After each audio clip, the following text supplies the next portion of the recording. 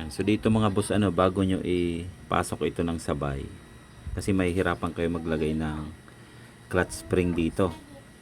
Yan. So dapat higpit nyo muna rito. Yan. Lagay nyo muna, higpitan nyo, saka nyo lagay itong mga spring nya.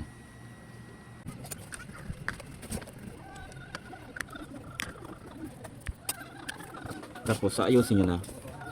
Ayusin nyo na yung spring. Dapat nyo na. Dapat natin. So may slot naman yan eh. Yan. Meron siyang slot. Ito. Gaya nito. Yan. Hindi siya naka. So ikotin natin to.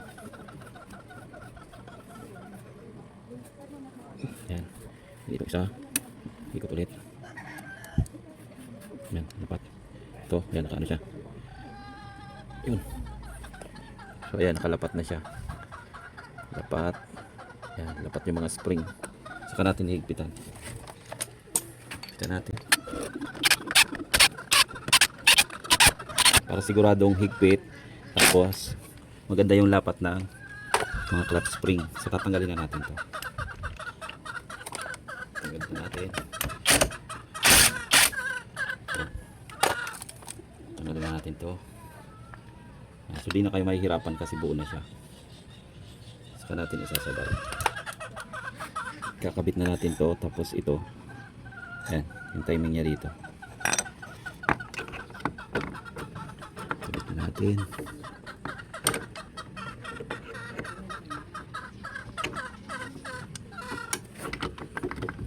Yan. Yun. Napakadali lang. Smooth lang mga boss.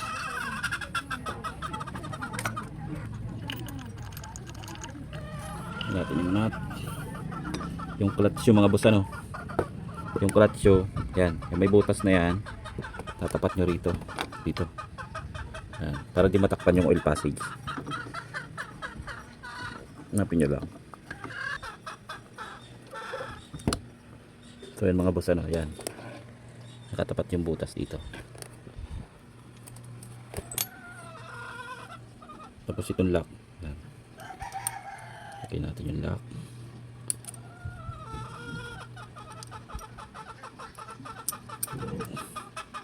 Then ito, nakalagay outside. Dito yan. Lagyan natin ng nut.